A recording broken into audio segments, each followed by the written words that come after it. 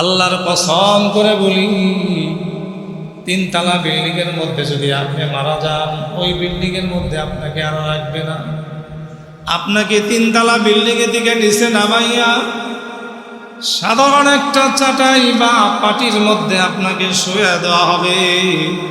আপনার মাথার নিচে বালিশ নাই, আপনার মাথার নিচে বালিশ নাই, উপরে ফ্যান নাই। আপনার উপরে পাতলা একটা কাপড় দিয়ে আপনাকে ঢেকে দেওয়া হবে। কানের মধ্যে তুলা দেয়, নাকের মধ্যে তুলা দেয়। কানে তুলা দেওয়ার অর্থ হলো আমি দুনিয়ার কোনো কথা আমি শুনব না। নাকে তুলা দেওয়ার অর্থ হলো আমি অক্সিজেন গ্রহণ করব না, আমি ছাড়ব না। প্রিয় ভাইয়েরা, মানুষটা যখন মারা যায়, ওই মানুষের 2টি হাত আছে, তিনি নাড়তে পারে না। মৃত মানুষ হাত নাড়তে পারে? ওই মানুষের চোখ আছে, তিনি দেখে না। কান আছে, শোনে না। নাক আছে, কোনো অক্সিজেন নিতেও পারে না, ছাড়তেও পারে না। 2টি পা আছে, তিনি হাঁটতেও পারে না। তার কারণ হলো ভিতরের যে রুহু আছে, এই রুহুটা যদি অন্যত্র চলে যায়, এই রুহুটা আল্লাহ রাব্বুল আলামিন যদি ভালো হয় এবং খারাপ হয়, মালিকুল ইলম এবং মালিকুল সিজ্জিন, এই 2টা জায়গায় ভালো এবং মন্দ রুহু থাকার জন্য নির্ধারিত একটা জায়গা করে দেয়। আমার প্রিয় ভাইয়েরা, মানুষ মারা যাওয়ার পর এই দুনিয়ায় তাকে আর থাকতে দেওয়া হয় না। এই মানুষকে মৃত্যুর পরে কি থাকতে দেওয়া হয়? মানুষ মৃত্যুর পরে তার জন্য নির্ধারিত একটা জায়গা আছে, ওই নির্ধারিত জায়গার মধ্যে তাকে স্থান দেওয়া হয়। সেখানে সে চিরদিন অনন্তকাল, অনাদি অনন্তকাল সেই কবরের মধ্যে তিনি থাকেন। প্রিয় ভাইয়েরা আমার, কবরটা এমন একটা ঘর, যেই ঘরে মানুষ একবার ঢুকলে আর কোনোদিন ফিরে আসে না। মানুষ দুনিয়ায় নামাজ পড়তে চায় না, কিন্তু একজন মৃত ব্যক্তি কবরের মধ্যে তিনি যদি কিয়ামত পর্যন্ত কান্না করে একটা নেকি কামাইতে চায়, একটা নেকি করতে পারবে না। ওই কবরের মধ্যে কোনো নেকি করার কোনো সিস্টেম নাই, নেকি করার কোনো সিস্টেম নাই। কবরের মধ্যে শুধু খালি পড়েই থাকবে। এজন্য প্রিয় ভাই, আমি আপনাদেরকে বলতে চাই, কোনো মানুষ যদি ঢাকা থেকে কক্সবাজার যায়, তার আনুষঙ্গিক কিছু কাপড় চোপড় আছে, কিছু ব্যাগ আছে, কিছু সামান গোছাইতে হয়। কিন্তু দুনিয়ার জমিন থেকে আর একটা জমিন হলো কবর। দুনিয়ার থেকে হস্তান্তরিত হয়ে যখন কবরে যাবে, সেখানকার জন্য একটা সামান তৈরি করা দরকার, কিছু প্রস্তুতি গ্রহণ করা দরকার। ওই কবরের মধ্যে কেমন করে থাকবো, কিভাবে থাকবো, চালাক এবং বুদ্ধিমান সেই লোক, যেই লোকটা সবচেয়ে কবরে চিন্তা করে। তার কারণ হযরতে ওসমান গনি রাদিয়াল্লাহু তাআলা জান্নাতি 10 জন সাহাবীদের মধ্যে তিনি হলেন একজন। এই জান্নাতি সাহাবীও তিনিও কবর দেখলে অঝোরে কান্না করতেন। কবর দেখলে সবচেয়ে বেশি কান্না করতে। অন্যান্য সাহাবারা জিজ্ঞাসা করত, ভাই আপনি এত কান্না করেন কেন? আল্লাহ তো আপনাকে জান্নাতের ঘোষণা দিয়েছেন। হযরত ওসমান গনি তিনি বলতেন, আল্লাহ রাব্বুল আলামিন আমাকে জান্নাত দিয়েছে, এজন্য আমি কি ইবাদত করব না? কবরের পাশ দিয়ে গেলে তিনি সবচেয়ে বেশি ভয় পাইতেন। রাসূল সাল্লাল্লাহু আলাইহি ওয়াসাল্লাম বলেছেন, ও আমার উম্মতেরা, প্রতিদিন আমিও 70 বার মৃত্যুর কথা স্মরণ করি, তোমরাও মৃত্যুর কথা স্মরণ করবে। আল্লাহু আকবার। মৃত্যুর সময় প্রত্যেকটা মানুষের কষ্ট হবে, প্রত্যেকটা মানুষেরই মৃত্যুর সময় কষ্ট হবে। আজরাইল যখন আসবে, এই আজরাইল ধনী এবং গরিব কাউকে তিনি ছাড় দেবেন না। ধনী এবং গরিব তিনি কাউকে ছাড় দেবেন না। তার কারণ হলো তার কাছে কোনো আপনপর নাই। ইজা জাআ আজালুহুম লা ইস্তাখিরুনা সাআতাও ওয়া লা ইস্তাকদিমুন। নির্ধারিত সময় যখন হয়ে যাবে তখন আমির নাই, ফকির নাই, রাজা বাদশাহ কেউ নাই, ছোট নাই, কেউ নাই, সকলকে একই টাইমে একই সময়ে তার মৃত্যু হয়ে যাবে। এই মানুষটা কবরের মধ্যে চলে যাবে। ঈমানের পথে অবিচল থেকে আমার মরণ যেন হয় তোমারই কাছে বিনতি আমার, তোমারই কাছে বিনতি আমার,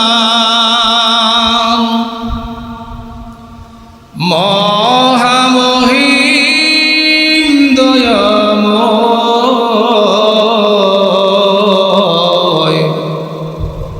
ঈমানের পথে অবিচল থেকে আমার মরণ যেন হয়। ঈমানের পথে অবিচল থেকে আমার মরণ যেন হয়। আলহামদুলিল্লাহ, ঐতিহ্যবাহী বাইতুল আজিম জামি মসজিদ কর্তৃক আয়োজিত আজকের এই জুমার নামাজের বয়ানের জন্য আমরা বয়ান শোনা এবং পড়ার জন্য আমরা সকলেই মসজিদে এসেছি দ্বীনের দুটি কথা শোনা এবং বলার জন্য। মহান আল্লাহ রাব্বুল আলামিন ইখলাসের সাথে কথা বলা, ইখলাসের সাথে আমল করা, আল্লাহ রাব্বুল আলামিন উভয়কে তৌফিক দান করুন। আমি কোরআনে কারিমের ছোট্ট একটি আয়াতে কারিমাত থেকে আপনাদের সামনে কিছু কথা উপস্থাপন করতে চাই। মহান আল্লাহ রাব্বুল আলামিন কোরআনে কারিমের মধ্যে ছোট্ট একটি আয়াতে কারিমার মধ্যে মানুষকে সতর্ক করেছেন, কুল্লু নাফসিন যায়িকাতুল মাউত। এই পৃথিবীতে যত প্রাণী আছে সমস্ত প্রাণীর একটা সময় মৃত্যুবরণ করবে। এই কথাগুলো যদি কোনো জিন, কোনো মানুষ মনে করে যে আমার জন্ম হয়েছে আর মৃত্যু হবে না, এটা হলো বোকার স্বর্গে বাস করবে তিনি। আল্লাহ রাব্বুল আলামিন কিয়ামতের ময়দানে সকল মানুষকে উঠাবেন এবং মৃত্যু ঘটাবেন। এই কথাটা আমার আপনার যদি বিশ্বাস না হয় তাহলে ঈমান থাকবে না। আর ঈমানের জন্য আল্লাহ রাব্বুল আলামিন বলেছেন, তোমরা যদি আমার প্রতি ঈমান আনো, আল্লাযীনা আমানু ইন্না আউলিয়া আল্লাহ, ঈমান আনার পরে যারা গুনাহ করে না তারা হলো নিঃসন্দেহে আল্লাহর ওলি। আর এই পৃথিবী থেকে যদি আল্লাহর ওলি হিসেবে যদি বিদায় গ্রহণ করা যায়, মৃত্যুর সময় যদি কালেমা নসিব হয়, এই দুনিয়ায় কত মানুষ আছে তার কালেমা নসিব হয় না, কত মানুষ আছে কালেমা পড়তে পারে না, কালেমা নসিব হয় না। কিন্তু আল্লাহ রাব্বুল আলামিন বলেছেন, বান্দারে উহুদ পাহাড় পরিমাণ যদি গুনাহ করো, মৃত্যুর সময় যদি তুমি পড়ে নিতে পারো লা ইলাহা ইল্লাল্লাহু মুহাম্মাদুর রাসূলুল্লাহ, এই কালেমা যদি নসিব হয়ে যায়, 80 বছরের একজন কাফের, ফাসিক, বেঈমান, ফাসিক ফুজ্জার, সেও যদি মৃত্যুর আগে কালেমা নসিব হয়, মহান আল্লাহ রাব্বুল আলামিন তাকে জান্নাতের উচ্চ মাকাম দান করবেন। আল্লাহু আকবার। প্রিয় ভাইয়েরা আমার, মৃত্যু ভালো মৃত্যু আছে, খারাপ মৃত্যু আছে। আপনারা বলবেন খারাপ মৃত্যু আর ভালো মৃত্যু কেমন? খারাপ মৃত্যু হলো আপনি কবিরা গুনাহ করতেছেন, কবিরা গুনাহ করার পরে আপনার মৃত্যু সংঘটিত হয়ে গেল, এই গুনাহ করার কারণে আপনার খারাপ মৃত্যু হয়ে গেল। মানুষকে কষ্ট দিলেন, কষ্টের পরে যদি আপনার মৃত্যু হয়ে গেল, এই মৃত্যুটা খারাপ মৃত্যু হয়ে গেল। এই জন্যে আমরা আল্লাহর কাছে কামনা করি রব্বুল আলামিন আমাদেরকে সবচেয়ে ভালো মৌত, সম্মানের যে মৌত আছে, এই মৌতটা আল্লাহ তুমি আমাদেরকে দান করিও। সবচেয়ে যে ভালো মৃত্যু, এই মৃত্যু আল্লাহর কাছে কামনা করতে হবে। কথা বলেন ঠিক কিনা? প্রিয় ভাইয়ের আমার, আপনি যত আমল করেন, ইবাদত করেন, মৃত্যুর আগে যদি আপনার কালেমা নসিব না হয়, তাহলে সারা জীবনের আমল, সারা জীবনের দান, আমার হজ, আমার নামাজ, আমার যাকাত সব কিছু শেষ হয়ে যাবে। যদি কালেমা নসিব না হয়, তাহলে আমার জীবনটা হলো ব্যর্থ জীবনে পরিণত হয়ে যাবে। মহান রব্বুল আলামিনের কাছে আমরা কামনা করব, রব্বুল আলামিন আমাকে এমন একটা মৃত্যু দিয়েন যে মৃত্যুটা শাহাদাতের তামান্না নিয়ে আমার মৃত্যু হয়। এজন্য আমরা কামনা করতে পারবো না ইনশাআল্লাহ? আমার প্রিয় ভাইয়েরা, এমনও মৃত্যু আছে স্বামী স্ত্রীর প্রতি নারাজ, এমন সময় যদি স্ত্রী মারা যায়, ওই স্ত্রী জাহান্নামে যাবে। স্বামী মারা যাওয়ার পর স্ত্রী যদি বলে আমার স্বামী খারাপ ছিল, কারণ স্ত্রীর জন্য সবচেয়ে সার্টিফাই প্রদান করতে পারে তার স্বামী, স্বামীর জন্য তার স্ত্রী সবচেয়ে সার্টিফাই প্রদান করতে পারে যে আমার স্বামী ভালো ছিল, আমার স্ত্রী ভালো ছিল। এটা উভয় ছাড়া কেউ এত সুন্দর সার্টিফাই করতে পারবে না। এজন্য আল্লাহর কাছে আমরা ভালো মৃত্যু চাই কিনা বলেন? প্রিয় ভাইয়ের আমার, নামাজ পড়তে হবে, এটা ভালো কাজ, কিন্তু এই নামাজের পরে যদি আমার মৃত্যু চলে আসে, তাহলে আমার ভালো মৃত্যু হলো।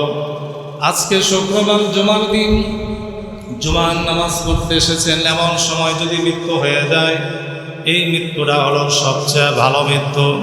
প্রিয় ভাইয়ের আমার, আমরা মসজিদে আসছি, আমরা হাটে যাই, বাজার করি, যত জায়গায় যাই, যদি জানতাম যে আগামীকাল 10টায় আমি ইন্তিকাল করব, তাহলে এই মানুষটা বাজারে যাইতো না, বাজারে যাইতো না, কোথাও যাইতো না, শুধুমাত্র মসজিদ আর মসজিদ, ইবাদত আর ইবাদত নিয়ে তিনি ব্যস্ত থাকতেন। এজন্য প্রিয় ভাইয়ের আমার, কুল্লু নাফসিন যায়িকাতুল মাউত, প্রত্যেকটা প্রাণীকেই মৃত্যুর স্বাদ তার গ্রহণ করতেই হবে। 2 দিন আর আগে আর 2 দিন পরে মৃত্যুবরণ করতেই হবে। মৃত্যু থেকে কেউ পালাইতে পারবে না। কবি বলেন, মরণ থেকে যেথায় পালাও, মরণ তোমায় লইবে গিরি, যদিও সুদূর আকাশ পানে লাগাও সিঁড়ি। জমিন থেকে আসমান পর্যন্ত যদি তুমি সিঁড়ি লাগাইয়া তুমি যদি পালায়ন করো, আল্লাহর কসম মৃত্যু থেকে তুমি বাঁচতে পারবে না। আল্লাহ পাক বলেছেন, কুল্লু নাফসিন যায়িকাতুল মাউত, কারণ এই মৃত্যুর থেকে কোনো মানুষ বাঁচতে পারবে না। কেন পারবে না? আল্লাহ পাক নির্ধারিত একটা টাইম বেঁধে দিয়েছেন, এই টাইমের ভিতরেই মানুষগুলো মারা যাবে। এখন দেখেন, যদি মানুষ জানতো যে আমি আগামী 1 মাস বেঁচে থাকবো, এই 1 মাসের মধ্যে আমি মারা যাব, তাহলে এই মানুষের ভিতরে টেনশন, মানুষের ভিতরে একটা অস্থিরতা কাজ করত। এই মানুষ আর ভালো কোনো কাজ করতে পারতো না। পারতো না। কেন পারতো না? সে জানে যে আগামী 1 মাস পরে আমার মৃত্যু হয়ে যাবে। আমি আপনাদেরকে বোঝার জন্য একটা উদাহরণ আমি এরকম দিতে পারি। আপনি অবিবাহিত, যদি বলা হয় প্রেসিডেন্টের মেয়ে দিয়ে আপনার আগামীকাল বিয়ে হবে, 3 দিন পরে আপনার ফাঁসি, আপনার অভিমত থাকবে কি যে আমার দুনিয়ার আর কোনো কিছু লাগবে না? কথা বলেন। এটা কিন্তু আপনি বলবেন যে দুনিয়াতে আমার আর কিছু লাগবে না, যেহেতু আমি দুনিয়া থেকে চলেই যাচ্ছি, আমার টাকা পয়সা, সোনা দানা কোনো কিছুই আমার আর লাগবে না। প্রিয় ভাইয়েরা আমার, আল্লাহ রাব্বুল আলামিন কোরআনে কারীমের মধ্যে বলেছেন, ইযা জাআ আজালুহুম লা ইস্তাগফিরুনা সাআতাও ওয়া লা ইস্তাকদিমুন। রব্বুল আলামিন নির্ধারিত সময়ে আপনার হায়াতের পরিসমাপ্তি ঘটাবেন। নির্ধারিত সময়ের আগে আজরাইল আপনার সামনে আসবে না, 1 সেকেন্ড আগেও আসবে না, 1 সেকেন্ড পরেও আসবে না। নির্ধারিত সময়ে আপনার সামনে যখন আসবে, আর মানুষ যেদিন ইন্তেকাল করবে তার 40 দিন আগে আজরাইল তাকে একটা সিগন্যাল দেয়, প্রথম একটা সংকেত প্রদান করে। এই সংকেতের পরে দেখবেন কিছু মানুষ সমাজের মধ্যে বেশি উশৃঙ্খলতার মধ্যে চলে, এরকম থাকে না? আবার দেখবেন আজরাইলের সিগন্যাল যদি কোনো ব্যক্তি পায়, এই 40 দিনের মধ্যে যদি কোনো সিগন্যাল পায়, এই মানুষটা অনেকটা ভালো হয়ে যায়, অনেকটা ভালো হয়ে যায়। আর এই মানুষটা ঘুরে ঘুরে বলতে থাকে, ভাই একসাথে চলাফেরা করতাম, ভুল ত্রুটি করলে আল্লাহর হস্তে আমাকে ক্ষমা করে দিও। আবার বলে, ভাই যদি দেখা না হয়, জীবনে কত ভুল ভ্রান্তি করেছি, কষ্ট দিয়েছি, বন্ধু আমাকে তুমি আল্লাহর হস্তে মাফ করে দিও। এরকম মানুষ ঘুরে ঘুরে মানুষের সাথে হাত মিলায় আর এরকম বলতে থাকে। কথা বলেন ঠিক কিনা?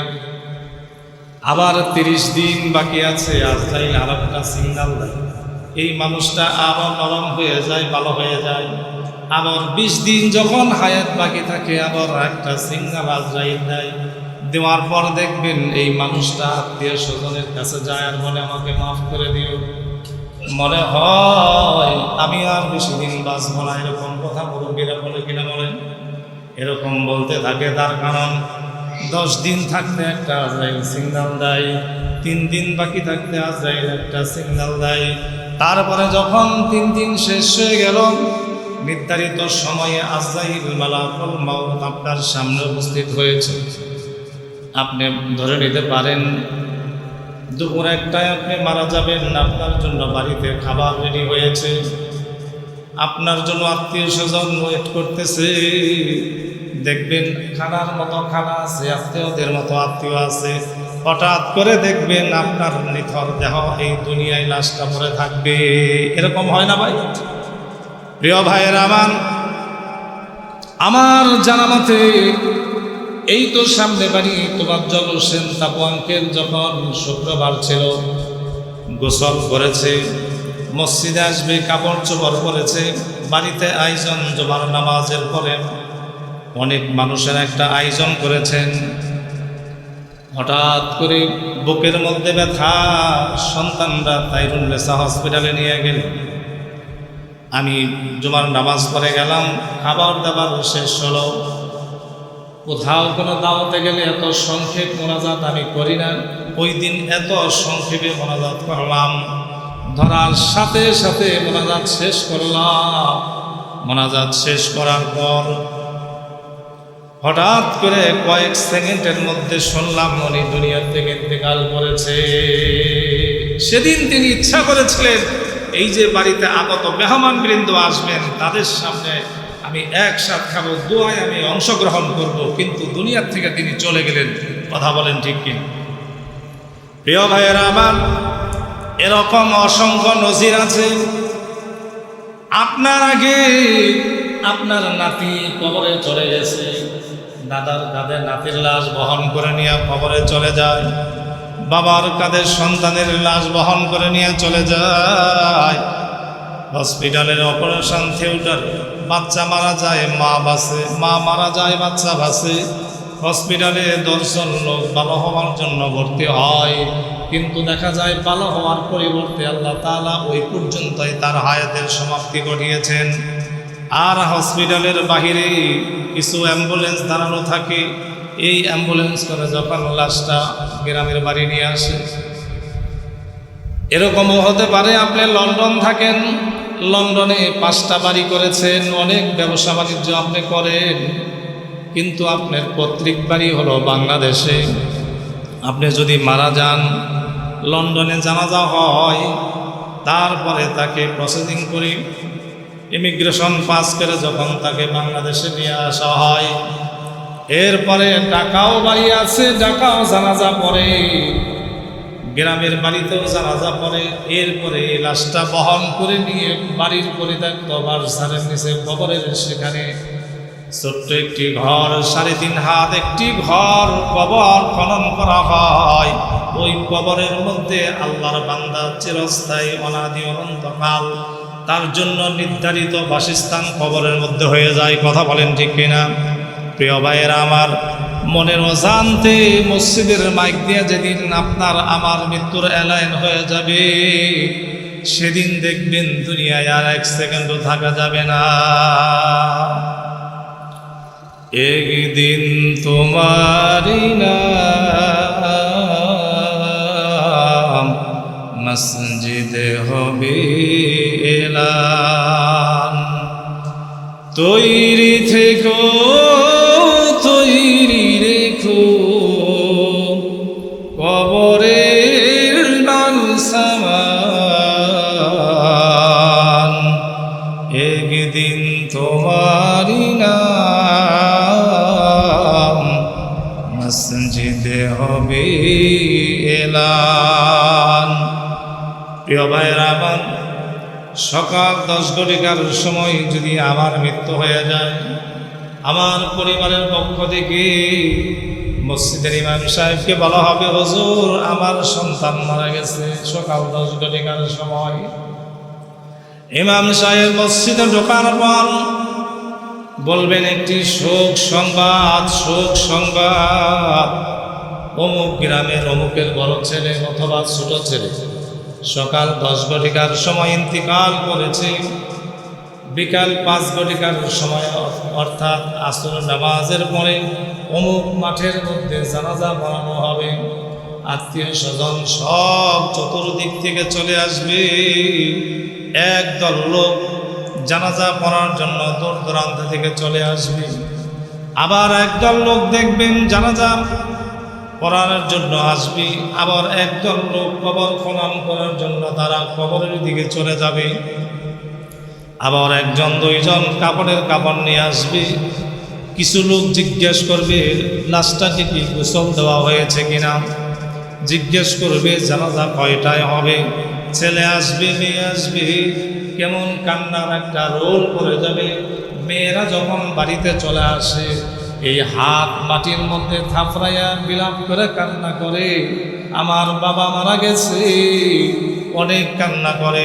রাসূল বলছেন, তোমাদের কোনো আত্মীয় যদি মারা যায়, কেউ যদি মারা যায়, তোমরা যদি বিলাপ করে কান্না না করে যদি আল্লাহর শুকরিয়া আদায় করো, কারণ এই দুনিয়ায় আমরা যারা এসেছি একদিন আগে হোক আর একদিন পরে হোক সকলকেই চলে যেতে হবে, হবে না? মানুষ মারা যাওয়ার পরে ছোট্ট একটি দোয়া আছে, আমরা দোয়াই কি পড়ি? ইল্লা লিল্লাহি ওয়া ইন্না ইলাইহি রাজিউন। এই দোয়াটা মানুষ মারা গেলে আমরা পড়ি। তার মানে আমি চলে যাচ্ছি, তোমরাও কি আমার এই পথে আসবে, এই কথাটার স্বীকৃতি আমরা দেখি দেই না? প্রিয় ভাইয়েরা আমার, মানুষের চোখ হলো 4টি। কয়টি চোখ? মানুষের চোখ হলো 4টি। আপনারা বলবেন, হুজুর নতুন কথা কিভাবে বলেন, 4টি চোখ কিভাবে হয়? আল্লাহর গোলাম যদি মারা যায়, আল্লাহর গোলাম যদি মারা যায়, এই চোখ দুটো বন্ধ হয়ে যাবে। আবার রাতের আধারে যখন ঘুমায়, চোখ দুটি বন্ধ হয়ে গেল। হৃদয়ের চোখ আল্লাহ তাআলা খুলে দেন। এই হৃদয়ের চোখ দিয়ে তিনি দেখতে পান, আজকে স্বপ্ন যুগে আমি অমুক জায়গায় পরিদর্শন করেছি, আমার মৃত দাদা আমাকে ডাকতেছে, হুজুর স্বপ্নে এই দেখলাম, এর তাবির কি আপনি বলে দেন, আমি জানতে চাই। আমি আপনাদের প্রতি প্রশ্ন রাখলাম, যদি চোখ দুটি বন্ধ হয়, রাতের আধারে আপনি কি দিয়ে স্বপ্নে দেখলেন? তার কারণ হলো হৃদয়ের দুটি চোখ আছে। মানুষ ঘুমন্ত অবস্থায় হৃদয়ের চোখ আল্লাহ খুলে দেন। মানুষ যখন মারা যায়, মানুষ মারা যাওয়ার পর চোখ দুটি বন্ধ হয়ে যায়, হৃদয়ের চোখ আল্লাহ খুলে দেন। এই হৃদয়ের চোখ দিয়ে তিনি দেখেন আমার গাড়ি, আমার বাড়ি, আমার সম্পদ, আমার মা, আমার বাবা, আমার সন্তান, সব কিছু তিনি দেখতে পান। বিরাট বড় মাটির মধ্যে যখন তাকে জানাজা পড়ানোর জন্য সব মানুষ সমবেত হয়, একত্রিত হয়। এমন সময় এই বান্দা তার হৃদয়ের চোখ দিয়ে সকল মানুষকেই তিনি দেখতে পান। মানুষ মনে করে যে লোকটা মারা গিয়েছে, এখন সে আর কেমনে দেখবে, কিন্তু না, এই লোকটা সকল লোককেই দেখতে পান। আল্লাহু আকবার বলেন। প্রিয় ভাইয়েরা আমার, 10 মিনিট আগে আপনার নাম ছিল মানুষ, 10 মিনিট পরে আপনি ইন্তিকাল করেছেন, আপনার নাম আর মানুষ থাকবে না, আপনার নাম হয়ে যাবে লাশ। কি হয়ে যাবে? লাশ হয়ে যাবে। আপনার অর্জিত টাকা দিয়ে বড় বড় দামি দামি বিছনা, বড় বেডশিট দিয়ে আপনি বিছনাটা সুন্দর করে সাজাইছেন। আল্লাহর কসম করে বলি, 3 তলা বিল্ডিংয়ের মধ্যে যদি আপনি মারা যান, ওই বিল্ডিংয়ের মধ্যে আপনাকে আর রাখবে না। আপনাকে 3 তলা বিল্ডিংয়ের দিকে নিচে নামাইয়া সাধারণ একটা চাটাই বা পাটির মধ্যে আপনাকে শুয়ে দেওয়া হবে। আপনার মাথার নিচে বালিশ নাই, আপনার মাথার নিচে বালিশ নাই, উপরে ফ্যান নাই। আপনার উপরে পাতলা একটা কাপড় দিয়ে আপনাকে ঢেকে দেওয়া হবে। কানের মধ্যে তুলা দেয়, নাকের মধ্যে তুলা দেয়। কানে তুলা দেওয়ার অর্থ হলো আমি দুনিয়ার কোনো কথা আমি শুনবো না। নাকে তুলা দেওয়ার অর্থ হলো আমি অক্সিজেন গ্রহণ করব না, আমি ছাড়বো না। প্রিয় ভাইয়েরা, মানুষটা যখন মারা যায়, ওই মানুষের 2টি হাত আছে, তিনি নাড়তে পারে না। মৃত মানুষ হাত নাড়তে পারে? ওই মানুষের চোখ আছে, তিনি দেখে না। কান আছে, শোনে না। নাক আছে, কোনো অক্সিজেন নিতেও পারে না, ছাড়তেও পারে না। 2টি পা আছে, তিনি হাঁটতেও পারে না। তার কারণ হলো ভিতরের যে রুহু আছে, এই রুহুটা যদি অন্যত্র চলে যায়, এই রুহুটা আল্লাহ রাব্বুল আলামিন যদি ভালো হয় এবং খারাপ হয়, মালিকুল ইলম এবং মালিকুল সিজ্জিন, এই 2টা জায়গায় ভালো এবং মন্দ রুহু থাকার জন্য নির্ধারিত একটা জায়গা করে দেয়। আমার প্রিয় ভাইয়েরা, মানুষ মারা যাওয়ার পর এই দুনিয়ায় তাকে আর থাকতে দেওয়া হয় না। এই মানুষকে মৃত্যুর পরে কি থাকতে দেওয়া হয়? মানুষ মৃত্যুর পরে তার জন্য নির্ধারিত একটা জায়গা আছে, ওই নির্ধারিত জায়গার মধ্যে তাকে স্থান দেওয়া হয়। সেখানে সে চিরদিন অনন্তকাল, অনাদি অনন্তকাল সেই কবরের মধ্যে তিনি থাকেন। প্রিয় ভাইয়েরা আমার, কবরটা এমন একটা ঘর, যেই ঘরে মানুষ একবার ঢুকলে আর কোনোদিন ফিরে আসে না। মানুষ দুনিয়ায় নামাজ পড়তে চায় না, কিন্তু একজন মৃত ব্যক্তি কবরের মধ্যে তিনি যদি কিয়ামত পর্যন্ত কান্না করে একটা নেকি কামাইতে চায়, একটা নেকি করতে পারবে না। ওই কবরের মধ্যে কোনো নেকি করার কোনো সিস্টেম নাই,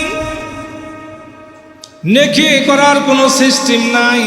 কবরের মধ্যে শুধু খালি পড়েই থাকবে। এজন্য প্রিয় ভাই, আমি আপনাদেরকে বলতে চাই, কোনো মানুষ যদি ঢাকা থেকে কক্সবাজার যায়, তার আনুষঙ্গিক কিছু কাপড় চোপড় আছে, কিছু ব্যাগ আছে, কিছু সামান গোছাইতে হয়। কিন্তু দুনিয়ার জমিন থেকে আর একটা জমিন হলো কবর। দুনিয়ার থেকে হস্তান্তরিত হয়ে যখন কবরে যাবে, সেখানকার জন্য একটা সামান তৈরি করা দরকার, কিছু প্রস্তুতি গ্রহণ করা দরকার। ওই কবরের মধ্যে কেমন করে থাকবো, কিভাবে থাকবো, চালাক এবং বুদ্ধিমান সেই লোক, যেই লোকটা সবচেয়ে কবরের চিন্তা করে। তার কারণ হযরতে উসমান গনি রাদিয়াল্লাহু তাআলা জান্নাতি 10 জন সাহাবীদের মধ্যে তিনি হলেন একজন। এই জান্নাতি সাহাবীও তিনিও কবর দেখলে অঝোরে কান্না করতেন। কবর দেখলে সবচেয়ে বেশি কান্না করতে। অন্যান্য সাহাবারা জিজ্ঞাসা করত, ভাই আপনি এত কান্না করেন কেন? আল্লাহ তো আপনাকে জান্নাতের ঘোষণা দিয়েছেন। হযরত ওসমান গনি তিনি বলতেন, আল্লাহ রাব্বুল আলামিন আমাকে জান্নাত দিয়েছে, এজন্য আমি কি ইবাদত করব না? কবরের পাশ দিয়ে গেলে তিনি সবচেয়ে বেশি ভয় পাইতেন। রাসূল সাল্লাল্লাহু আলাইহি ওয়াসাল্লাম বলেছেন, ও আমার উম্মতেরা, প্রতিদিন আমিও 70 বার মৃত্যুর কথা স্মরণ করি, তোমরাও মৃত্যুর কথা স্মরণ করবে। আল্লাহু আকবার। মৃত্যুর সময় প্রত্যেকটা মানুষের কষ্ট হবে, প্রত্যেকটা মানুষেরই মৃত্যুর সময় কষ্ট হবে। আজরাইল যখন আসবে, এই আজরাইল ধনী এবং গরিব কাউকে তিনি ছাড় দেবেন না। ধনী এবং গরিব তিনি কাউকে ছাড় দিবেন না। তার কারণ হলো তার কাছে কোনো আপন পর নাই। ইজা জাআ আজালুহুম লা ইস্তাখিরুনা সাআতাও ওয়া লা ইস্তাকদিমুন। নির্ধারিত সময় যখন হয়ে যাবে তখন আমির নাই, ফকির নাই, রাজা বাদশাহ কেউ নাই, ছোট নাই, কেউ নাই, সকলকে একই টাইমে একই সময়ে তার মৃত্যু হয়ে যাবে। এই মানুষটা কবরের মধ্যে চলে যাবে। প্রিয় ভাইয়েরা আমার, বাদশাহ সাকান্দার 7 মুলুকের বাদশাহ, এত সম্পদশালী বাদশাহ, তিনি মৃত্যুর আগে তার ওজিরদেরকে ওসিয়ত করে গিয়েছিলেন, আমি যদি মারা যাই, আবার মারা যাওয়ার পর আমার লাশটা খাটিয়ার মধ্যে করে ডান হাত এরকম বাহির করি, পাড়া মহল্লা দিয়ে ঘুরাইয়া ঘুরাইয়া তারপরে আমাকে কবর দিবা।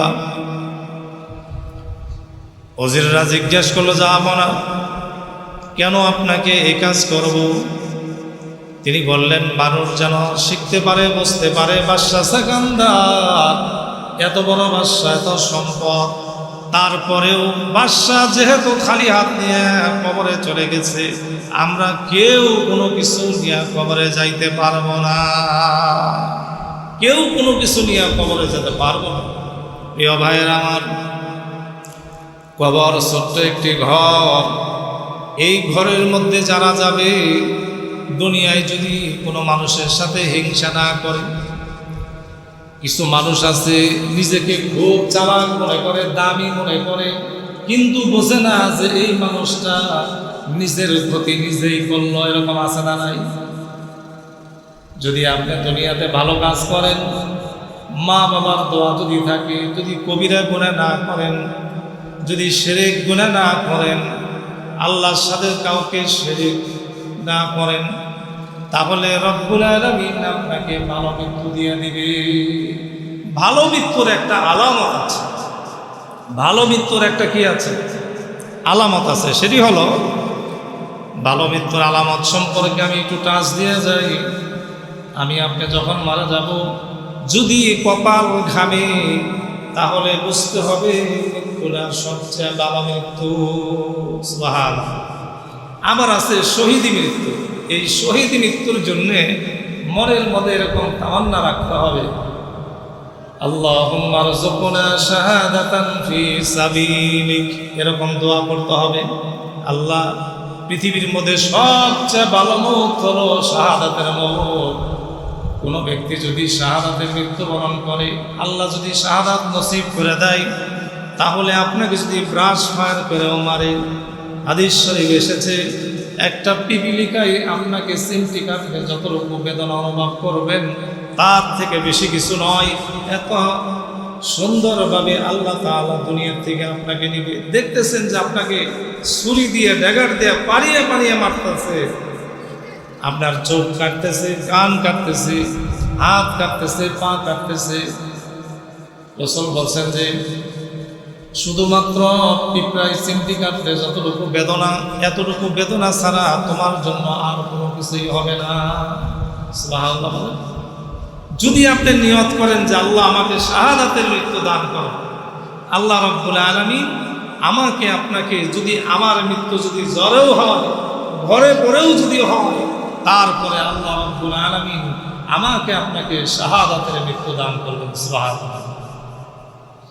প্রিয় ভাইয়ের আমার, শাহাদাতের মৃত্যু হলো আল্লাহর কাছে সবচেয়ে প্রিয় মৃত্যু। কারণ যারা দুনিয়ায় শাহাদাত বরণ করে, যারা শহীদ হয়, তাদেরকে গোসল দেওয়া হয় না, বিনা গোসলে তাদেরকে কবরে রাখা হয়।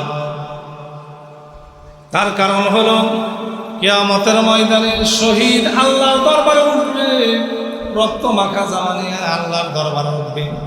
আল্লাহ জিজ্ঞেস করবে, বান্দা তোমার শরীরে রক্ত কেন? এই লোকটা বলবে, আল্লাহ আপনার দিন প্রতিষ্ঠা কায়েমের জন্য আমি শহীদ হয়েছি। আল্লাহ পাক বলবেন, বান্দা তোমার শরীরে জান্নাতে যাওয়া যাবে না। মানুষ যদি বিদেশ যায়, শাহজালাল আন্তর্জাতিক বিমানবন্দরে যেতেই হবে, সেখানে না গেলে কি ফ্লাইট হবে? যাইতে পারবেন? সেখানে যেতে হবে। তেমনিভাবে আপনি যদি বেহেশতে যেতে চান, আপনাকে আমাকে মরতে হবে। কিন্তু মানুষ দেখেন কেমন আজীবন বেঁচে থাকতে চায়, মরতে চায় না। আল্লাহ কই, বান্দা তোমার এই চেষ্টাটা হলো অনর্থক, অমূলক। তুমি যদি জান্নাতে যাইতে চাও, মাস্টার প্ল্যান করে যদি তুমি কাজ করো, তুমি যদি নেক কাজ করো, আমিলুস সালেহ করো, যদি তুমি ভালো কাজ করো, আমি রব্বুল আলামিন তোমাকে ডান হাতে আমলনামা দিব। ডান হাতে আমলনামা দিব। ডান হাতের আমলনামা সবচেয়ে দামি আমলনামা। আর বাম হাতে যার আমলনামা আসবে, এই ব্যক্তি হবে হতভাগা, এই ব্যক্তি হবে সবচেয়ে নিকৃষ্টতম ব্যক্তি। এই ব্যক্তি আল্লাহর জাহান্নামে চলে যাবে। এই ব্যক্তি আল্লাহর জাহান্নামে চলে যাবে। প্রিয় ভাইয়েরা আমার, আমি বলতেছিলাম 10 মিনিট আগে আমরা মানুষ ছিলাম, 10 মিনিট পরে ইন্তেকাল করলাম, আমাদের নাম লাশ হয়ে গেল। রাতের আধারে আমরা ঘুমাচ্ছি, এমন সময় নাকের ভিতর দিয়ে অক্সিজেন যাচ্ছে আর আসতেছে, নিঃশ্বাস ছাড়তেছি আর নিতেছি। হঠাৎ করে যদি নিঃশ্বাসটা বন্ধ হয়ে গেল, তাহলে আমার পরকাল ওই দিন থেকে শুরু হয়ে গেল। আবার যদি আমার পরকাল শুরু হয়ে যায়, তাহলে কি হবে দেখেন। রব্বুল আলামিন বলেন, বান্দা আমার দিকে চলে আয়। কিন্তু মুমিনদের মৃত্যু একরকম, আর জালেমদের মৃত্যু আর একরকম। এই দুনিয়ায় দেখবেন আসামি 2 ধরনের আছে। কয় ধরনের আছে? 2 ধরনের আছে। এক ধরনের আসামি হলো ভিআইপি, কমপক্ষে 100-200 পুলিশ দিয়ে তাকে গ্রেফতার করা হয়। আবার দেখবেন সুর বাটপার যারা আছে, তাদেরকে পিছনে হ্যান্ডকাপ লাগাইয়া। আবার দেখবেন হত্যা মামলার কিছু আসামি আছে, তাকে আসামি কিলার আছে, তাদেরকে মানজায় রশি বাঁধে, পায়ের মধ্যে ডান্ডা বেরি, হাতের মধ্যে হ্যান্ডকাপ, আস্তে আস্তে হেঁটে যায়। তেমনিভাবে আল্লাহ রব্বুল আলামিন পাপিষ্ঠ বান্দা যারা আছে, এই পাপিষ্ঠ বান্দাদের সামনে যখন ফেরেশতা জান কবজ করে করতে আসবে, দুর্গন্ধময় ফেরেশতার সাথে আসবে, এই ব্যক্তির জন্য ভালো মৃত্যু হবে না। আবার দেখবেন যারা মুমিন, তাদের জান যখন কবজ করা হবে, রব্বুল আলামিনের নির্দেশে আজরাইল জান্নাত থেকে সাদা শুভ্র একটা রুমাল নিয়ে আসবে। এই রুমালটা যখন ব্যক্তির সামনে ধরবে, স্মুথলি আপনার এই রুহটা রুমালের মধ্যে চলে আসবে। আল্লাহু আকবার বলেন। এটা হচ্ছে ভালো মৃত্যু। এরপরে যখন ভালো মৃত্যু হয়ে যায়, মৃত্যুর সময় যখন আপনার কালেমা নসিব হয়ে যায়, পিছন জিন্দিগির যত গুনাহ আছে, সগীরা গুনাহ আছে, সব গুনাহ আল্লাহ তাআলা মাফ করে দিয়েছেন।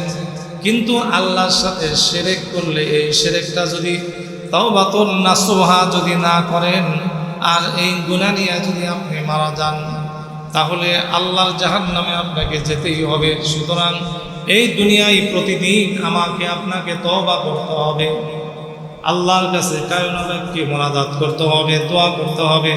আল্লাহ আমার পিছন জিন্দিগির সমস্ত গুনাহ খাতা আল্লাহ তুমি আমাকে মাফ করে দাও। আল্লাহর কাছে মাফ চাওয়া যাবে না ভাই? এরকম আল্লাহর কাছে আমরা সবাই মাফ চাবো। এরপরে প্রিয় ভাইয়ের আমার, কুল্লু নাফসিন যায়িকাতুল মাউত, আপনার মওত হয়ে গেল, আপনার নিথর দেহটা মাটির মধ্যে পড়ে আছে। আপনাকে তাড়াতাড়ি পরিবার গোসল করানোর জন্য তাগিদ দিবে, তাড়াতাড়ি গরম পানি করে আপনাকে গোসল দেওয়া হবে। এরপরে আপনাকে মসজিদের খাটিয়ার মধ্যে শুয়া দিবে। 3 টুকরা সাদা কাপড় দিয়ে আপনাকে যখন পেঁচিয়া চকলেটের মতো আপনাকে যখন পেঁচাইবে, মাঝখানে একটা বান দিবে, পায়ের মধ্যে পেঁচাবে, মাথার মধ্যে পেঁচাবে। আবার কিছু আত্মীয় স্বজন আসবে, কান্না জড়িত কণ্ঠে বলবে, শেষবারের জন্য লাশটা একটু দেখি। মাথা খুলে দেয়, তারপরে লাশটা দেখা হয়। এরপরে 4 জনে 4 কোণে ধরে তাকে কবরে নিয়ে যায়। কোথায় নিয়ে যায়? কবরে নিয়ে যায়। কিন্তু আমাদের দেশে দেখেন, মানুষ মারা গেলে খাটিয়া বহন করতে করতে যায়, সেখানে বলে লা ইলাহা ইল্লাল্লাহু মুহাম্মাদুর রাসূলুল্লাহ। আচ্ছা বলুন, যদি এই ব্যক্তির কালেমা নসিব না হয়, লক্ষ লক্ষ কোরআন খতম দিলেও কি এই ব্যক্তির কোনো উপকার হবে? বলেন। তার জন্য কালেমা নসিব হতে হবে। কালেমা নসিব যদি না হয়, পরবর্তীতে কালেমা পড়ার কোনো লাভ হবে। এজন্যে বাবা এবং মা বৃদ্ধ অবস্থায় যখন বিছানার মধ্যে শায়িত অবস্থায় থাকে, এমন সময় ছেলে এবং মেয়ে দুইটা পক্ষ হয়ে যায়। ছেলেরা বলে, বাবা আমাদেরকে সম্পদ দিল না। মেয়েরা বলে, আমাদেরকে বাবা দেয় নাই। ভাইরা যদি না দেয় তাহলে আমরা কই পাবো? কিন্তু এই ব্যক্তি যদি সুস্থ অবস্থায় ছেলের হক মেয়ের হক সব যদি তিনি বুঝিয়া দিতেন, ছেলের হক এবং মেয়ের হক সব যদি তিনি বুঝিয়া দিতেন, তাহলে তার কোনো টেনশন থাকতো না। ছেলে এবং মেয়ে আপনার মহর্ষ অবস্থায় আপনার সামনে বসে তারা বলতেন, লা ইলাহা ইল্লাল্লাহু মুহাম্মাদুর রাসূলুল্লাহ সাল্লাল্লাহু আলাইহি ওয়াসাল্লাম। এজন্য আপনারা সকলেই খেয়াল করবেন যে মানুষ যখন মৃত্যুবরণ করবে, মৃত্যু শয্যায় শায়িত, উত্তর সিদ্ধান্ত করে তাকে শোয়ানো, এমন সময় তার সামনে দুনিয়াবি কোনো কথা, অন্য কোনো বাগাবাগি সম্পদ নিয়ে এরকম কথা না বলাই তার সামনে ভালো। সেখানে আপনারা কোরআন তেলাওয়াত করবেন, কালেমা পড়বেন। আপনার এই কালেমার সাথে আল্লাহ যদি নসিব করে, তার কালেমাও যদি হয়ে যায়, সে জান্নাতে চলে যাবে। সুবহানাল্লাহ। প্রিয় ভাইয়ের আমার, লাশটা কাফন দিয়ে পেছানো হলো। এরপরে বিরাট বড় মাঠের মধ্যে খাটিয়াই করে নেওয়া হলো। উপস্থিত জনতা কিছু বক্তব্য রাখে। এই বক্তব্য লম্বা বক্তব্য হওয়া নিষেধ। আজকাল তো রাজনীতি হয়ে গেছে, জানাজা নিয়েও কথা বলেন, ঠিক কিনা? মেম্বারে বক্তব্য রাখে, চেয়ারম্যান রাখে, তারপরে এমপি সাহেব রাখে না? মানুষ মারা গেলে এত বক্তব্যর দরকার নাই। তার পরিবার থেকে তার ছেলে অথবা তার মেয়ের জামাই অথবা তার চাচা বা ভাই একজন ব্যক্তি শুধু দাঁড়িয়ে বলবে, এই মরহুম আমার চাচা হয়, তার কাছে যদি কেউ পাওনা দাওনা থাকে আমাদেরকে জানাবেন, আমরা তাকে পাওনা দাওনা পরিশোধ করে দিব। আর যদি কোনো ভুল ত্রুটি আপনাদের কাছে করে থাকে তাহলে আল্লাহর হস্তে ক্ষমা করে দিবেন। এছাড়া অন্য কোনো কথা বলা ঠিক হবে না। কথা বলেন, ঠিক কিনা? মানুষ মারা গেলে তাড়াতাড়ি কবরস্থ করলেই তার সবচেয়ে ভালো। প্রিয় ভাইয়ের আমার, লাশটা মাঠের পাশে যখন রাখা হয়, বন্ধু বান্ধব সারা ইউনিয়ন ওয়ার্ডের মানুষগুলো এসে জানাজা কমপ্লিট করেন। এরপরে দেখবেন জানাজা শেষ, একদল লোক সোজা বাড়ি চলে যায়, আর একদল লোক জানাজা স্থল থেকে একটু ধরে সরে দাঁড়ায়। আবার খায়ের কিছু লোক আছে কবরের পাশে যে দাঁড়ায়। আবার 2 জন লোক কবরের মধ্যে নেমে যায়। নামার পর ওই মরহুম তার হৃদয়ের চোখে দেখতে পান, আমার ব্যবসায়িক পার্টনার, আমার বন্ধু বান্ধব, আমার আত্মীয় স্বজন একে একে আমাকে ছেড়ে চলে গেল। যে 2 জন লোক আমার সঙ্গে কবরে নেমেছে, এই 2 জন লোক আমাকে ছেড়ে কখনো চলে যাবে না। আল্লাহু আকবার বলেন। প্রিয় ভাইয়ের আমার, এই 2 জন লোক থেকে একজন লোক আরেকজনের হাত ধরে কবরের উপরে চলে আসে। আরেকজন লোক কবরের মধ্যে থাকে। এই লোকটা মরহুমের বুকের উপর হাত দিয়ে বলে, বিসমিল্লাহি ওয়া আলা মিল্লাতি রাসূলিল্লাহ, আল্লাহর নামে রসুলের দলে ভর্তি করে দিয়ে গেলাম। সে যদি পরিপূর্ণ আল্লাহ রসুলের উম্মত না হয়, রসুল তাকে গ্রহণ করবে না। করবে? সারাটা জীবন আপনি বিএনপি করেছেন, আপনার মৃত্যুর খাটিয়া সহ লাশ যদি আপনি আওয়ামী লীগের অফিসের সামনে রেখে আসেন, আর যদি বলেন তাকে আপনারা গ্রহণ করেন, আওয়ামী লীগের লোক গ্রহণ করবে, জাতীয় পার্টির লোক কি গ্রহণ করবে, জামাতের লোক কি গ্রহণ করবে? কারণ আপনি যদি রসুলের মত যদি না হয়, রসুলের মত আপনি হতে পারবেন না। রসুল যা করেছেন আমাদেরও তাই করতে হবে। এজন্য প্রিয় ভাই, জানাজা পড়া শেষ হলো, দুইজন লোক থেকে একজন চলে আসলো, আরেকজন লোক বলল বিসমিল্লাহি ওয়া আলা মিল্লাতি রাসূলিল্লাহ, আল্লাহর নামে রসুলের দলে ভর্তি করে দিয়ে গেলাম। মরহুম কবর থেকে তিনি চিন্তা করে দুনিয়ার সব লোক যখন চলে গেল, শেষ মুহূর্তে যে লোকটা কবরের মধ্যে আমার বুকের উপর হাত দিয়েছে, এই লোকটা আমাকে ছেড়ে চলে যাবে না। কিন্তু এই লোকটা আরেকজনের হাত ধরে যখন কবরের উপরে চলে আসে, মরহুমের কান্না শুরু হয়ে যায় আর বলেন দুনিয়ায় শুনেছি একাই এসেছি একাই চলে যাব, এর নির্মম পরিণতি আমাকে বরণ করতে হলো। প্রিয় ভাইয়ের আমার, এরপরে কবরের পাশে অনেকগুলো মাটি, আবার দেখবেন কিছু মাটি আলাদা করে এক জায়গায় রাখা হয়। এক জায়গায় প্রথম কবরের মাটি যেখানে রাখা হয়, এই মাটি দেওয়া হয় হুজুর, এই যে প্রথম কবরের মাটি, হুজুর বলে দেন মিনহা খলাকনাকুম ওয়া ফিহা নুঈদুকুম ওয়া মিনহা নুখরিজুকুম তারাতান উখরা। এই দোয়া বলে যখন মাটি বর্ষণ করতে থাকে, ঠাস ঠাস করে আওয়াজ আসে, ওই আওয়াজের কারণে মরহুমের কলিজা ফেটে যায়, ফেটে চৌকির হয়ে যায়।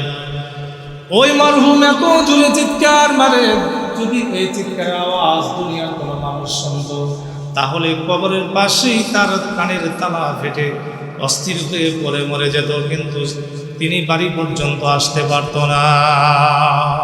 প্রিয় ভাইয়ের আমার, চতুর্দিক থেকে বাঁশের থালাগুলো বিছিয়ে দেওয়া হয়, চাটাইগুলো বিছিয়ে দেওয়া হয়, মাটি দিয়া কবরের একটা সুন্দর সিস্টেম করা হয়। তারপরে বলা হয় চার কোণে চারটা খেজুরের ডাল দাও, চারটা কুল করে যখন চার কুল করে খেজুরের ডাল যখন সেখানে গাড়ি, এরপরে সমস্ত মানুষ সংক্ষিপ্ত আকারে একটু দোয়া করে চলে যায়। মানুষ 40 কদম যেতে না যেতেই ফেরেশতা কবরের মধ্যে প্রবেশ করে। একজন ফেরেশতা কবরের মধ্যে প্রবেশ করে বলবে তোমার রব্বুকা, তোমার রবকে। লোকটা যদি নেককার হয়, আমিলুস সলেহ করে, যদি সৎ কাজ করে, রব্বুল আলামিন তার জবাবে সহজ করে দিবে। এই লোকটা বলবে রব্বি আল্লাহ, আমার রব হচ্ছে আল্লাহ। ওমান দীনুকা, তোমার দিন কি? বলবে ইন্নাদ দীনা ইনদাল্লাহিল ইসলাম, আমার দিন হচ্ছে ইসলাম। তোমার নবীকে? এই লোকটা বলবে আমার নবী হচ্ছেন আখির জামানার পয়গম্বর বিশ্ব নবী জনাবে মুহাম্মদুর রাসূলুল্লাহ সাল্লাল্লাহু আলাইহি ওয়াসাল্লাম।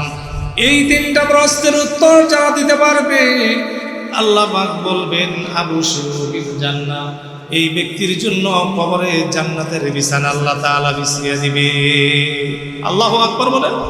এই ব্যক্তি কিয়ামত পর্যন্ত, ইলা ইয়াউমিল কিয়ামা, কিয়ামত পর্যন্ত কবরের মধ্যে তিনি ঘুমাবেন নিরাপদে, সহি সালামতে, তার কোনো সমস্যা হবে না। এটা হলো জান্নাতি বান্দা বিষয়ে বললাম। আর জাহান্নামী বান্দা বিষয়ে তিনটা প্রশ্ন করা হবে। 1 নম্বর প্রশ্ন হলো তোমার রবকে? লোকটা বলবে আলাদা, আমি কিছুই জানি না। 2 নম্বর প্রশ্ন হলো তোমার দিন কি? বলে আমি দিন চিনি না। 3 নম্বর প্রশ্ন হলো তোমার নবীকে? তিনি বলবেন আমি নবীও চিনি না। এই ব্যক্তির আমলনামা নাই। এই ব্যক্তির আমলনামাগুলো কাগজের মধ্যে 0 করে তার পিঠের নিচে কাগজে লিখে যাবে। বাই রোটেশন আবার 2 জন ফেরেশতা কবরের মধ্যে নামবে। নামার পরে বলবে ও মালিক, আপনার বান্দার আমলনামা তো খুঁজে পাচ্ছি না। আল্লাহ রাব্বুল আলামিন বলবে আবাদাল আবাদ, যে কালের শুরু আছে শেষ নাই, এই কাল পর্যন্ত তাকে কবরের মধ্যে কষ্ট দাও। কয়জন ফেরেশতা কষ্ট দিবে? 2 জন ফেরেশতা কষ্ট দিবে। একজন হবে অন্ধ, আরেকজন হবে বধির। তিনি কানেও শুনবে না, চোখেও দেখবে না। নির্মম নির্দয় ফেরেশতা যখন কবরের মধ্যে কষ্ট দিবে, ইলা ইয়াউমিল কিয়ামা, কিয়ামত পর্যন্ত কবরের মধ্যে তাকে কষ্ট দিবে। ওই ব্যক্তির জন্য কোনোদিন রাত শুলে সাদিক হবে না। আবার দেখেন, প্রাইভেট গাড়ির ভিতর অল্প একটু জায়গা, এই জায়গার ভিতরে আল্লাহ তাআলার কুদরতের কারিমের মাধ্যমে, বিজ্ঞানীদের চেষ্টার মাধ্যমে এই গাড়ির মধ্যে এসি আছে, মানুষের শরীর গামে না। কত সুন্দরভাবে সংক্ষিপ্ত জায়গার মধ্যে এত সুন্দর ব্যবস্থা দুনিয়ায় যদি করে কোনো মানুষের সহযোগিতায়, আর আল্লাহ রব্বুল আলামিন ওই সংক্ষিপ্ত কবরের মধ্যেও সুন্দর জান্নাতের বিশাল বিছানা বিছিয়ে দিতে পারে কি পারে না বলেন? আল্লাহ তাআলা ওই জান্নাতের ভিতরে সুন্দর ব্যবস্থা আমাকে আপনাকে আল্লাহ দান করেন। আমরা সকলে বলি আমিন। আমরা সকলেই বলি আমিন। আল্লাহর কাছে আমরা দোয়া করি, আল্লাহ তাআলা আমাদের জীবনের সমস্ত গুনাহ মাফ করে আল্লাহ পাক আমাকে আপনাকে জান্নাতের মেহমান বানিয়ে দেন। আমিন। প্রিয় ভাইয়েরা, এক নম্বরে হল অহংকার মুক্ত থাকতে হবে, অহংকার মুক্ত থাকতে হবে। দুই নম্বরে অনেক লোক আছে মানে নিজেকে অনেক চালাক মনে করে, মানুষকে বোকা ভেবে অনেক কাজ করে, কিন্তু আসলে এটা ঠিক নয়। হাদিস শরীফে এসেছে, আপনার কোনো ভাইকে যদি আপনি খেতে দেন, একটা ডাউলের মধ্যে তেলাপোকা পড়েছিল, যদি আপনি দেখেন নাই, আরেকজন আপনি দেখেছেন, আরেকজন দেখে নাই, সে দেখে নাই বলে তাকে খাওয়াইয়া দিলেন, এটাও কিন্তু জায়েজ নয়। সুতরাং আপনার কাছে যেমন অপছন্দ, তার কাছেও সেটা অপছন্দ আপনি মনে করবেন। এজন্যে এইভাবে সুন্দর করে জীবন পরিচালনা করবেন। আল্লাহ সুবহানাহু ওয়া তাআলা আমাদের সকলকে ঈমান নিয়ে কবর যাওয়ার তৌফিক দান করেন। আমরা বলি আমিন। ঈমান নিয়ে আল্লাহ আমাদেরকে কবরে যাওয়ার তৌফিক দান করেন, এই নিয়ত রাখতে হবে। ভালো মৃত্যুর জন্যে, শহীদ মৃত্যুর জন্যে আমাদেরকে আল্লাহর কাছে দোয়া করতে হবে, সন্তানের জন্য দোয়া করতে হবে। দোয়ার কারণে আল্লাহ রাব্বুল আলামিন আমাকে আপনাকে হেফাজত করেন। আমরা বলি আমিন।